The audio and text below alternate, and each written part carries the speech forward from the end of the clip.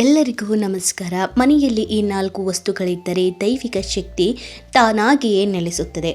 ಮನೆಯಲ್ಲಿ ದೈವಿಕ ಶಕ್ತಿ ಅಥವಾ ಧನಾತ್ಮಕ ಶಕ್ತಿ ನೆಲೆಯಾಗಬೇಕಾದರೆ ಮೊದಲು ಮನೆಯಿಂದ ನಕಾರಾತ್ಮಕ ಶಕ್ತಿಯನ್ನು ತೆಗೆದು ಹಾಕಬೇಕು. ಮನೆಯಲ್ಲಿ ಧನಾತ್ಮಕ ಶಕ್ತಿಯನ್ನು ಕಾಪಾಡಿಕೊಳ್ಳಲು, ನಕಾರಾತ್ಮಕತೆಯನ್ನು ಹೊರಹಾಕಲು ಮತ್ತು ಈ 4 ವಸ್ತುಗಳು ಮನೆಯಲ್ಲಿಟ್ಟುಕೊಳ್ಳಬೇಕು. ಆ 4 ವಸ್ತುಗಳನ್ನು ಯಾವುವು ಅಂತ ನೋಡೋಣ. ಇವುಗಳು ಒಮ್ಮೆ ಮನೆಯಲ್ಲಿಟ್ಟುಕೊಂಡು ನೋಡಿ, ನಿಮಗೆ ಗೊತ್ತಾಗುತ್ತೆ. ನೀವು ಮನೆಯನ್ನು ಪ್ರವೇಶಿಸಿದ ಸಂದರ್ಭದಲ್ಲಿ ನಿಮಗೆ ವಿಚಿತ್ರವಾದ ನಕಾರಾತ್ಮಕತೆಯ ಅನುಭವವಾದರೆ, ಮನೆಯಲ್ಲಿ ಪದೇ ಪದೇ ಕಲಹಗಳು, ಮನಸ್ತಾಪಗಳು ಸೃಷ್ಟಿಯಾಗುತ್ತಿದ್ದರೆ, ಅಂತಹ ಸಂದರ್ಭದಲ್ಲಿ ನೀವು ನಿಮ್ಮ ಮನೆಯಲ್ಲಿ ಯಾವುದೋ ಸಮಸ್ಯೆ ಇದೆ ಎಂಬುದನ್ನು ಅರ್ಥ ಮಾಡಿಕೊಳ್ಳಿ.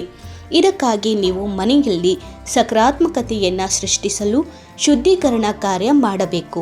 ಸಾಂಪ್ರದಾಯಿಕ ಮನೆಗಳಲ್ಲಿ ಮನೆಯನ್ನು ಶುದ್ಧೀಕರಿಸುವುದು ಯಾವಾಗಲೂ ಹವನ, ಯಾಗಗಳಂತಹ ಆಚರಣೆಗಳನ್ನು ಮಾಡುತ್ತಾರೆ.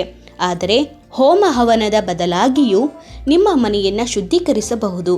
ಹೇಗೆ ಗೊತ್ತಾ? ಈ ವಸ್ತುಗಳು ಮನೆಯಲ್ಲಿಟ್ಟುಕೊಳ್ಳಿ. ಮೊದಲನೇದಾಗಿ ಶ್ರೀಯಂತ್ರ. ಶ್ರೀಯಂತ್ರವು ಮನೆಗೆ ಪ್ರಬಲವಾದ ದೈವಿಕ ಶಕ್ತಿಯನ್ನು ಆಹ್ವಾನಿಸುತ್ತದೆ. ಈ ಯಂತ್ರದ ಪರಸ್ಪರ ಜೋಡಿಸಲಾದ ತ್ರಿಕೋನಗಳು ಕಾಸ್ಮಿಕ್ ಸೃಷ್ಟಿಯನ್ನು ಸಂಕೇತಿಸುತ್ತವೆ ಮತ್ತು ಲಕ್ಷ್ಮೀದೇವಿಯ ಸಮೃದ್ಧಿಯನ್ನು ಪಡೆಯಲು ಸಹಾಯ ಮಾಡುತ್ತದೆ. ಮತ್ತು ದೇವರ ಕೋಣೆಯ ಈಶಾನ್ಯ ಮೂಲೆಯಲ್ಲಿ ಇದನ್ನು ಇಡುವುದರಿಂದ ಕಂಪನಗಳನ್ನು ವರ್ಧಿಸುವ ಶಕ್ತಿಯನ್ನು ಹೊಂದಿದೆ. ಈ ಸಣ್ಣ ಯಂತ್ರದ ಮೇಲೆ ಶುಕ್ರವಾರದ ದಿನದಂದು ಗುಲಾಬಿ ನೀರನ್ನು ಸಿಂಪಡಿಸಿ ಓಂ ಶ್ರೀಂ ಹ್ರೀಂ ಎನ್ನುವ ಮಂತ್ರವನ್ನು ಪಠಿಸಬೇಕು. ಇದು ಚಕ್ರವನ್ನು ಸಮನ್ವಯಗೊಳಿಸುವ ಮತ್ತು ಇಡೀ ಮನೆಗೆ ಸಮೃದ್ಧಿಯನ್ನು ತರುವ ಯಂತ್ರವಾಗಿದೆ. ಹಾಗೆ ಈ ಯಂತ್ರವು ಕಾರ್ಯನಿರ್ವಹಿಸುತ್ತದೆ. ಎರಡನೇದಾಗಿ ತುಳಸಿ ಗಿಡ. ತುಳಸಿ ಮಾಲೆ ಅಥವಾ ತುಳಸಿ ಗಿಡವು ವೃಂದಾದೇವಿಯ ಸಾಕಾರ ರೂಪವಾಗಿದೆ. ಈ ತುಳಸಿ ಗಿಡವನ್ನು ಮನೆಯಲ್ಲಿ ಇಡುವುದರಿಂದ ಸಕಾರಾತ್ಮಕತೆಯನ್ನು ಮನೆಗೆ ಆಹ್ವಾನಿಸಬಹುದು. ಮನೆಯ ಪೂರ್ವಕ್ಕೆ ಎದುರಾಗಿರುವ ಮೂಲೆಯಲ್ಲಿ ತುಳಸಿ ಗಿಡವನ್ನು ಇಡಬೇಕು. ಬಳಿಕ ಪ್ರತಿದಿನ ತುಪ್ಪದ ದೀಪವನ್ನು ಬೆಳಗಿಸಿ ನೀರನ್ನು ಅರ್ಪಿಸುವುದರಿಂದ ಆರೋಗ್ಯವನ್ನು ಕಾಪಾಡಲು ಸಹಾಯ ಮಾಡುತ್ತದೆ, ಭಕ್ತಿಯನ್ನು ಹೆಚ್ಚಿಸುತ್ತದೆ ಮತ್ತು ಅಕಾಲಿಕ ನಷ್ಟಗಳಿಂದ ನಿಮ್ಮನ್ನು ಪಾರು ಮಾಡಲು ಮನೆಯಲ್ಲಿ ವಿಷ್ಣುವಿನ ರಕ್ಷಣಾತ್ಮಕತಾ ಪ್ರಭಾವ ವಲಯವನ್ನು ರೂಪಿಸುತ್ತದೆ. ಮೂರನೇದಾಗಿ ರುದ್ರಾಕ್ಷಿ.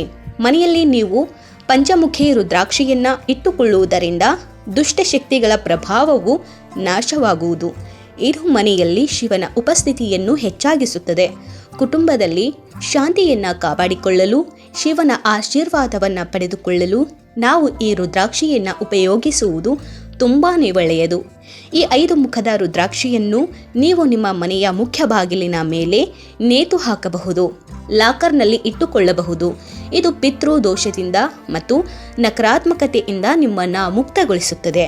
ನೀವು ಮನೆಯಲ್ಲಿ ಇಟ್ಟುಕೊಳ್ಳುವ ಮುನ್ನ ಅದನ್ನು ಗಂಗಾಜಲದಿಂದ ಶುದ್ಧೀಕರಿಸಬೇಕು. 4ನೇದಾಗಿ ಹನುಮಾನ ಚಾಲೀಸ ಪಠಿಸಿ. ಮನೆಯಲ್ಲಿ ಧನಾತ್ಮಕತೆಯನ್ನು ಸೃಷ್ಟಿಸಲು, ದೈವಿಕ ಶಕ್ತಿಯನ್ನು ಕಾಪಾಡಿಕೊಳ್ಳಲು ಮನೆಯಲ್ಲಿ ಹನುಮಾನ್ ಚಾಲೀಸವನ್ನು ಪಠಿಸಬೇಕು.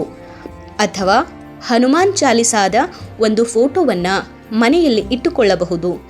ಈ ಹನುಮಾನ್ ಚಾಲೀಸ ಲಿಪಿಯನ್ನು ದಕ್ಷಿಣ ದಿಕ್ಕಿಗೆ ಮುಖ ಮಾಡಿ ಇಡುವುದರಿಂದ ಶನಿಗೆ ಸಂಬಂಧಿಸಿದ ಅಡೆತಡೆಗಳು ಮತ್ತು ದುಷ್ಟ ಕಣ್ಣಿನ ಪ್ರಭಾವ ಕಡಿಮೆಯಾಗುತ್ತದೆ ಎನ್ನುವ ನಂಬಿಕೆ ಇದೆ. ಮಂಗಳವಾರ ಹನುಮಾನ್ ದೇವಸ್ಥಾನದಿಂದ ಕಿತ್ತಳೆ ಬಣ್ಣದ ಸಿಂಧೂರವನ್ನು ತಂದು ಅದಕ್ಕೆ ಹಚ್ಚಿ ಅದರ ಪರಿಣಾಮವನ್ನು ವರ್ಧಿಸಲು ಚಾಲೀಸವನ್ನು ಪಠಿಸುವುದು ಸಹ ಅಗತ್ಯವಾಗಿರುತ್ತದೆ.